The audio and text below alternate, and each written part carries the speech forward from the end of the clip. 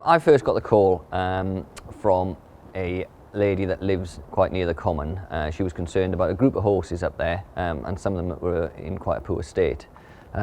So I went up to see the horses with her, and when I got there, they weren't just in a poor state, some of them were in an emaciated state. Luckily for us, one of the farmers had brought this herd of horses onto his land. He was hoping that we could deal with them. Then we got in contact then, obviously working with the Secretary of the Commons. She had already put in place abandonment notices. Nobody had come forward for these ponies. So whether we want to call them fly grazers, abandonments, dumped strays, there was no owner for these ponies and they'd just been left on the common. On seeing the horses, straight away we had to make a decision on site that some of these horses had to be removed straight away.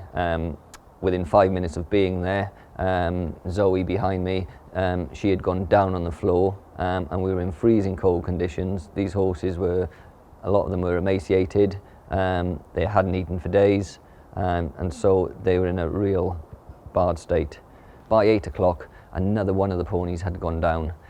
Luckily we had a vet on site, and she called the prognosis that the kindest thing to do for this mare was to put her to sleep.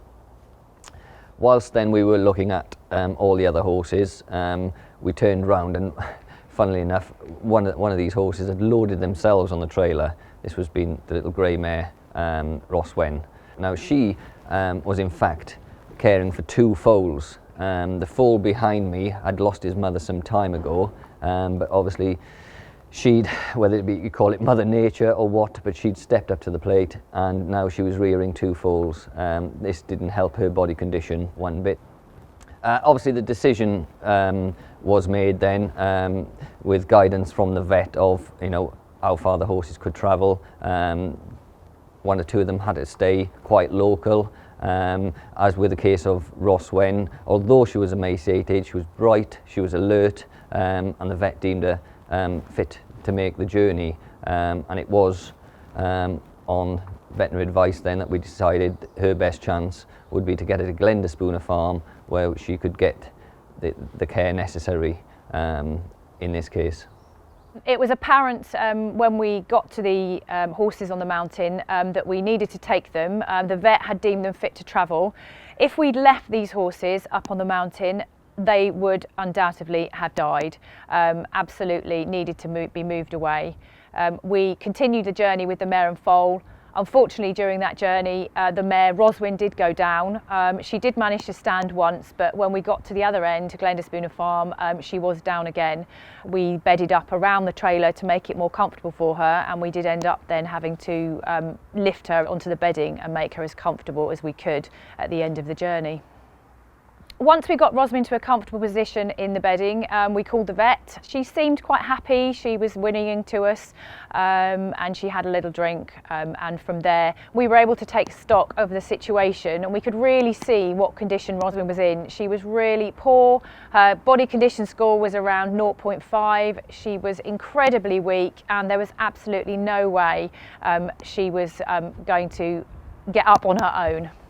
It was obvious that we needed to get Roswin up. Obviously the reason we can't leave horses down is because it puts a lot of pressure on their internal organs, and obviously the longer they're down with their legs underneath them, the more likely there is to be damage to sort of blood vessels and circulation. We were very lucky to have our maintenance team available, and we managed to rig up a sling on the front of one of the tractors, and with the vet's help and experience we were able to get the sling underneath Roswin, and very, very gradually we got her to her feet.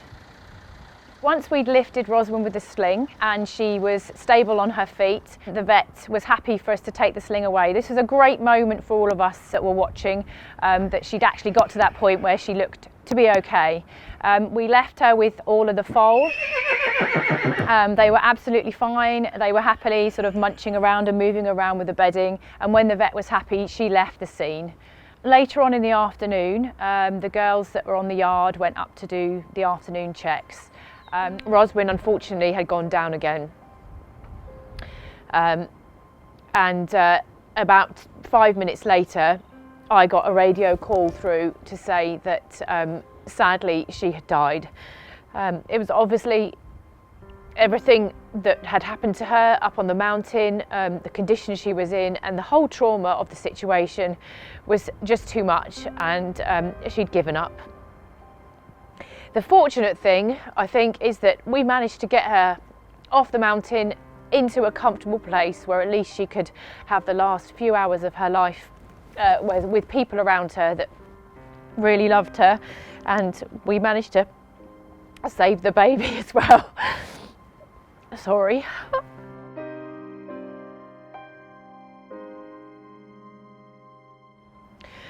It's really emotional for every member of staff at all the centres.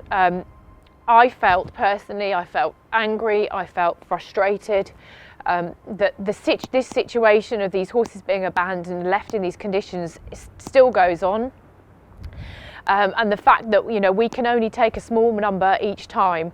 The good thing is, which we have to really think about and make us feel much better, is that we did manage to get her to that position where she was in a safe place. We have managed to take 2 or 3 of them off the mountain, and we will take more and more. But until this situation of fly grazing and abandonment is dealt with, then unfortunately charities like us, World Horse Welfare, and the others are going to have to deal with this constantly. It's absolutely appalling, really, that it's 2015, you know, in Great Britain, and we're seeing conditions like we're seeing of emaciated horses. You know, Great Britain, it's a nation of, you know, animal lovers. Well, really, when you see the cases that we see on a daily basis, it just, you know, tugs at the heartstrings, really. We tried hard to save Roswyn. Without the support of members of the public, hundreds more horses would be suffering, and we wouldn't be able to do the work that we do, bringing these horses into our centres.